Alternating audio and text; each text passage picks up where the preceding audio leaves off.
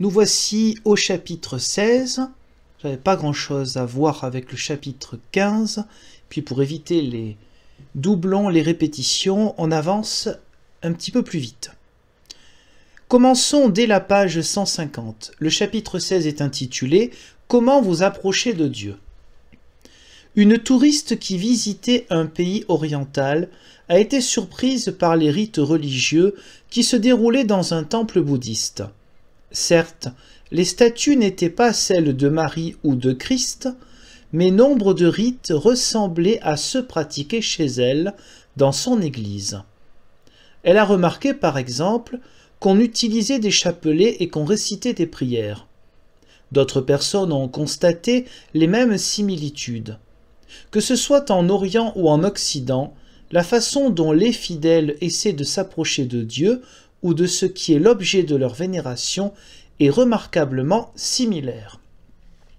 En quelques mots, on essaye de vous faire comprendre que tout ce qui est à l'extérieur de leur propre culte est quelque chose d'idolâtre et quelque chose de païen. Il est toujours intéressant de noter qu'un mouvement qui a commencé aux États-Unis d'Amérique en 1874, dans un pays à grande majorité protestante, et aujourd'hui encore, ne soit pas au courant que dans les églises de la Réforme, les églises protestantes, mais aussi les églises évangéliques, il n'est pas question de chapelet, de vénération quelconque, d'image ou que sais-je. Mais bon, comme toujours, lorsque cela n'arrange pas, on n'en parle pas. On ne parle pas de ceux qui ne font pas ce genre de vénération. Donc on a l'amalgame. Là, le mot amalgame prend tout son sens avec ce mouvement. Oh, il n'est pas le seul, hein. Avec ce mouvement, vous avez toujours un amalgame de ce qui est mauvais, avec un mélange, et puis toujours des approximations. Une touriste, un pays oriental, puis ensuite on amalgame tout ça, que ce soit en Orient ou en Occident, comme ça il y en a pour tout le monde, hein. La façon dont les fidèles essaient de s'approcher de Dieu. Bon. Tout le monde est lié au paganisme. C'est bien fait parce que c'est un petit livre qui a quand même 200 pages environ. Oui, quasiment à 191 pages.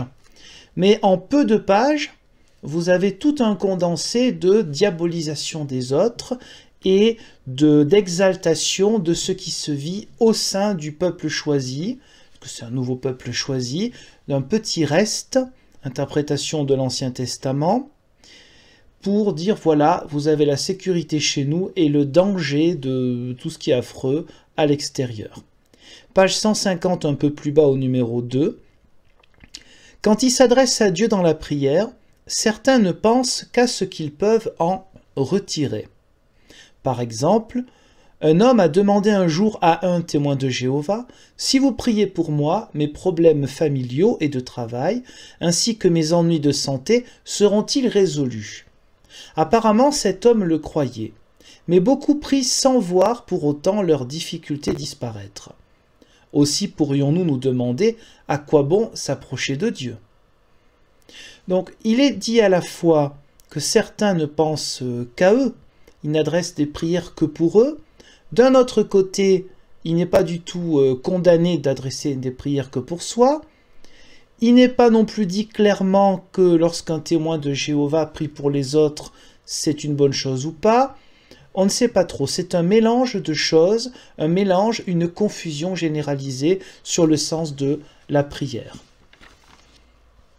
Page 152, numéro 6. A-t-on besoin d'argent pour s'adresser à Dieu? Beaucoup de gens paient un membre du clergé pour qu'il prie en leur faveur. Certains croient même que leurs prières seront plus ou moins entendues en fonction du montant de leurs dons. Donc de qui s'agit-il? Sans doute une référence implicite, une manière de dire attention, on rappelle les dangers du catholicisme. Alors s'il s'agit du catholicisme, il ne s'agit pas des autres, donc beaucoup de gens paient un membre du clergé, il faut être un peu plus clair que ça. Mais en n'étant pas clair, on assimile un petit peu tout le monde à une pratique qui est détestable, effectivement. Cette pratique existe-t-elle toujours aujourd'hui dans le catholicisme romain? Non. Il y a des gens qui font un don pour qu'il y ait des messes à l'intention des personnes décédées.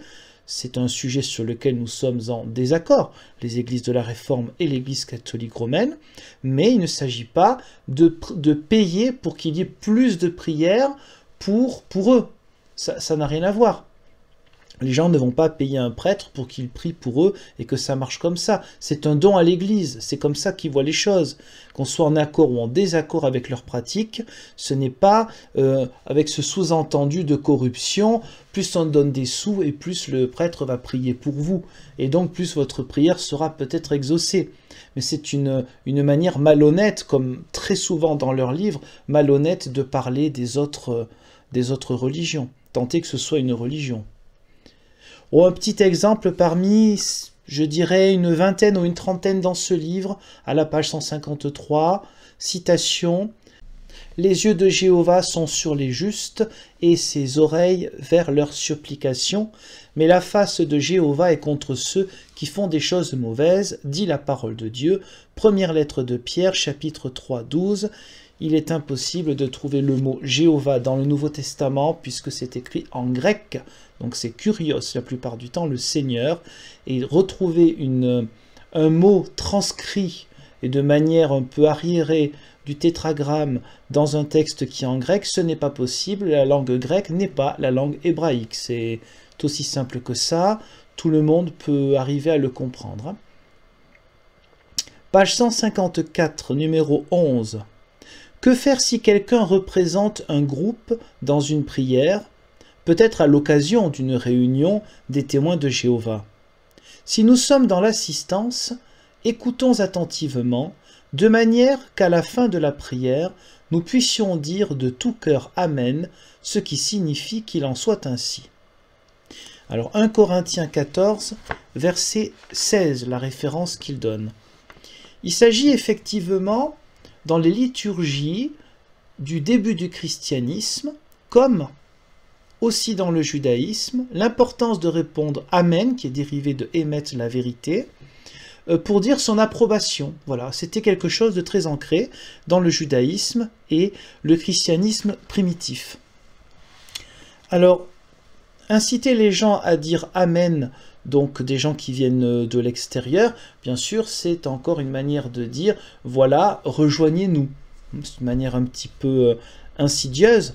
Dire Amen, c'est dire Amen à une prière, c'est-à-dire à des extraits notamment de la Bible. Donc c'est rendre grâce à Dieu, et pas rendre grâce pour l'existence d'un groupe. Page 155. Le numéro 12. S'étant rendu compte qu'elle se souciait exagérément de sa santé, une chrétienne a demandé à Jéhovah de l'aider à avoir le bon point de vue sur sa maladie. En conséquence, elle a donné moins d'importance à ses ennuis de santé et a eu le sentiment d'avoir reçu la puissance qui passe la normale. 2 Corinthiens 4, 7. Son désir d'aider autrui sur le plan spirituel s'est accru. Et elle est devenue proclamatrice du royaume à plein temps.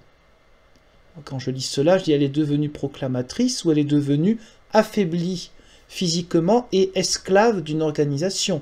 Moi, c'est plutôt comme ça que je comprendrais les choses. Mais il y a une citation biblique. Regardons ce qu'il en est. Il était question de Corinthiens, précisément 2 Corinthiens 4, 7.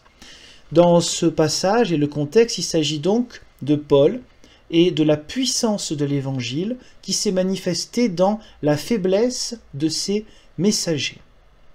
Donc le verset coïncide avec ce contexte-là, d'une personne qui est forcément faible, mais Paul ne parle pas de moins penser à ses propres maladies. Il semble là qu'on parle de maladies physiques, hein, de la santé. Il ne s'agit pas d'avoir moins souci de sa santé physique pour proclamer le royaume de Dieu. D'ailleurs, la proclamatrice du royaume, c'est le retour du paradis terrestre. Il faut toujours le rappeler quand même, hein. Ce n'est pas le royaume de Dieu spirituel que chacun vit en tant que chrétien, c'est-à-dire un peu changer ce monde. On n'y arrivera pas totalement, ce n'est pas possible, ce serait présomptueux, mais c'est apporter le fait que dans la vie d'un être humain, faire de Jésus-Christ son roi, c'est là la véritable liberté. Jésus-Christ, pas une église ou une religion ou une organisation. Hein. C'est pas tout à fait la même chose. Hein. Donc le verset n'est pas trop mal trouvé, sauf que Paul ne va pas se déglinguer volontairement la santé pour annoncer l'évangile. Que la santé soit abîmée par la force de l'âge, la force des choses et un activisme certain, cela peut se comprendre, mais nous ne sommes pas dans le même cas que cette personne. Je pense qu'il y a là quelque chose de très insidieux sur le fait de devenir esclave, c'est-à-dire membre d'une secte. C'est comme ça en tout cas que moi je l'interprète. Terminons avec quelques extraits, pages 158 et 159, les numéros 19 et 20. Ainsi, au moyen de l'étude individuelle, vous pouvez absorber la nourriture spirituelle à laquelle Jéhovah pourvoit, ce qui vous rapprochera de Dieu et vous aidera à surmonter les tracas de la vie quotidienne. Je trouve que ce mot « absorber » est terrible. Le langage, le vocabulaire utilisé au-delà du fond, c'est vrai que des fois on touche quand même le fond, mais le vocabulaire utilisé n'est pas pour moi c'est un vocabulaire très froid, ce n'est pas un témoignage de foi, un témoignage de la joie de croire en Dieu. On a vraiment quelque chose de très calculé, un langage qui à mon avis, enfin je trouve, hein, c'est très subjectif là, il faut quand même le dire, ce n'est pas des interprétations d'exégètes et de commentateurs bibliques, donc c'est très subjectif, je le reconnais, mais ce langage, vous pouvez absorber la nourriture spirituelle, je trouve que c'est quelque chose que je n'ai jamais lu dans d'autres religions, voilà. Je vois des choses beaucoup plus belles, spirituelles, dans d'autres religions que la mienne, donc dans des religions non chrétiennes, que ce genre de vocabulaire. Reprenons, le numéro 20, page 159. À l'exemple des Israélites qui écoutaient attentivement lorsqu'ils étaient rassemblés pour entendre la lecture publique de la loi divine, vous pouvez également vous approcher de Dieu en étant attentif à l'examen de sa parole lors des réunions chrétiennes. Les instructeurs de l'époque donnaient un sens à la lecture de la loi. Ils aidaient ainsi leurs auditeurs à comprendre ce qu'ils entendaient et les incitaient à le mettre en pratique. Il en résultait une grande joie. Néhémia, évidemment, il faut faire un peu différent, pas traduire Néhémie, il faut dire Néhémia, chapitre 8, versets 8 et 12, on va y revenir. C'est pourquoi prenez l'habitude d'assister aux réunions des témoins de Jéhovah, Hébreux chapitre 10, versets 24 et verset 25. Cela vous aidera à comprendre et à mettre en pratique la connaissance de Dieu dans votre vie et vous procurera le bonheur, carrément. En vous joignant à la famille internationale des chrétiens, vous resterez proche de Jéhovah. Alors, allons faire un petit tour chez Néhémie et chez Hébreux. Alors, je ne dis plus les citations bibliques, vous pouvez les trouver sur Internet ou dans votre Bible en papier, mais je reprends maintenant des résumés donc de commentaires d'exégèse biblique, parfois très diverses. Donc, Néhémie et Hébreux. Néhémie chapitre 8, on est dans un contexte de la reconstruction du temple de Jérusalem, et il est effectivement question d'enseignants, les Lévites, et de la joie que cela procure.